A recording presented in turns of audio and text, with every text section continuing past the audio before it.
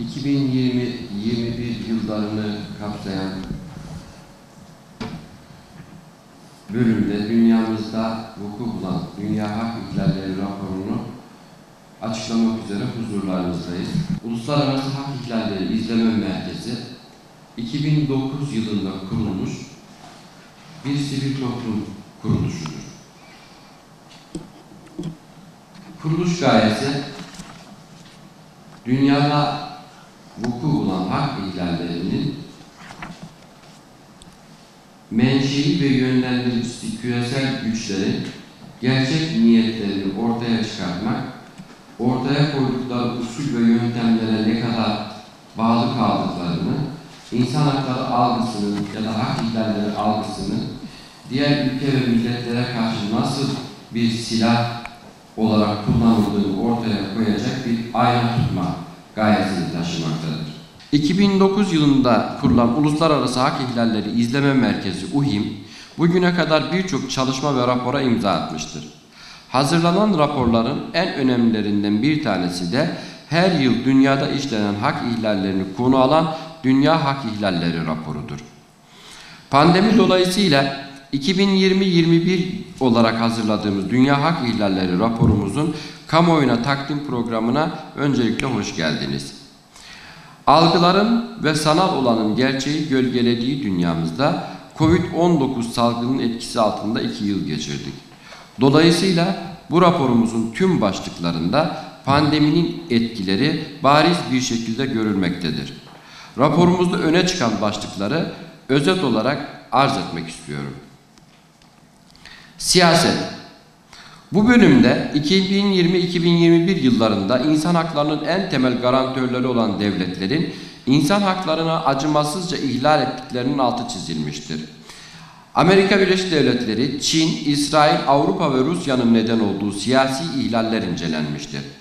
Pandeminin etkisi altında insanlar ırklarına göre ayrımcılığa tabi tutulmuş, istihdam ve ekonomik güvence durumları zayıflatılmış, öte yandan barınma ve sağlık hizmetlerine erişimleri de aynı oranda etkilenmiştir.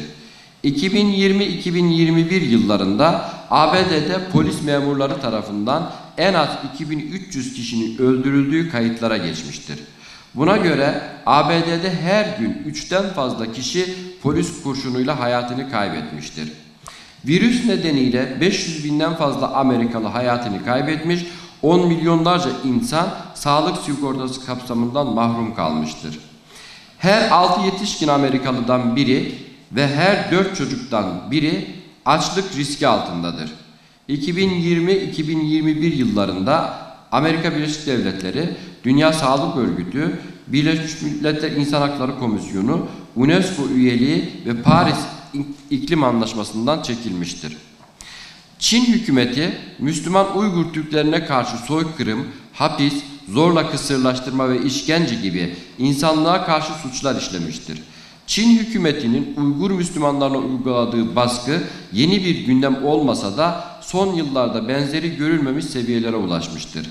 Yaklaşık 1 milyon Uygur, siyasi eğitim kampları, mahkeme öncesi gözaltı merkezleri ve hapishanelerde keyfi olarak gözaltına alınmıştır. Mahkemeler usulüne uygun bir süreç olmaksızın kişilere ağır hapis cezaları vermiştir. Dini içerikli mesaj, kayıt göndermek ve Uygurca e-kitap indirmek gibi nedenler yıllarca hapis cezasına gerekçe olarak gösterilmiştir. İsrail, işgal altındaki Filistin topraklarında yasa dışı yerleşim politikalarını devam ettirmiştir. 2020 yılında son 10 yılda yıkılandan daha fazla Filistinlere ait özel ve kamu binaları İsrail işgal rejimi tarafından yıkılmıştır. Yeşil Hat içerisinde bulunan 248 ev, Batı Şeria'da ise 848 ev ve yerleşim birimi yıkılmış, 20.030 dönüm araziye ise el konulmuştur. Suriye'de savaşın halka karşı vahşeti hız kesmeden devam etmiştir. Yemen'deki savaş milyonlarca insanı temel insani ihtiyaçlardan mahrum bırakarak temel haklarının çoğunu kullanılamaz hale getirmiş, açlık ve hastalık sivil halkın önlenemez kaderi olmuştur. Hindistan işgali altında bulunan Cammu Keşmir'deki insan hakları ihlalleri de devam eden bir sorundur. Hindistan hükümetinin gerçekleştirdiği ihlaller toplu katliamlardan işkence, tecavüz ve cinsel istismara, ifade özgürlüğünün bastırılmasından dini toplantı yasaklarına kadar uzanmıştır. Avrupa'da 2020-21 yıllarında Müslüman ve Müslümanlara ait kuruluşlara yönelik binlerce saldırı düzenlenmiştir. Almanya İçişleri Bakanlığı ve Federal Ceza Dairesi tarafından hazırlanan siyasi suçlar raporuna göre 2020'de İslamofobik suçlar bir önceki yıla göre %8 oranında, Fransa'da ise %53 oranında artmıştır. Hukuk. Bu bölümde dünya genelinde devam eden küresel salgının toplumsal hayatta pek çok alışkanlığı değiştirdiği gibi ülkeler bazında da önemli hukuki zorluklara yol açtığı belirtilmektedir.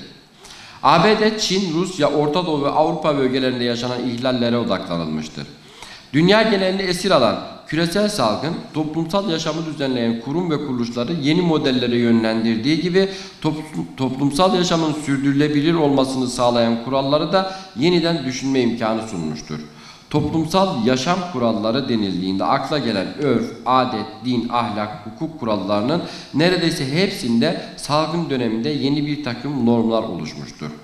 Filistin'de meydana gelen hak ihlallerinin 10 yıllardır artarak devam etmesi, Doğu Türkistan'da Çin komünist yönetimini her sene şiddeti artırarak soykırım yapması, ABD'nin dünyaya demokrasi ve insan hakları götürüyoruz iddiasıyla insan hakları kavramını kendi hukuksuzluklarına meşru bir zemin olarak kullanması, demokrasinin beşiği olarak kendisini ifade eden Avrupa'nın konu ırkçılık, İslam olunca gösterdiği reflekslerle nasıl da ırkçı politikalar güttüğü, Suriye ve Afganistan savaşları ile dünyanın en önemli gündem maddeleri arasına giren yoğun göç hareketlerinde insan hakları ve hümanizm vurgusu yapan Batı'nın nasıl insanlıktan uzak tutum ve davranışlar sergilediğini, Rusya'nın zorla işgal ettiği Kırım'da herkesi Ruslaştırma çabasına girerek sadece insan olmaktan kaynaklı insanlara sahip oldukları haklarına erişmelerine sert biçimde izin vermemesi gibi pek çok hak ihlali 2020 ve 2021 yıllarında da gündemdeki yerini korumuştur.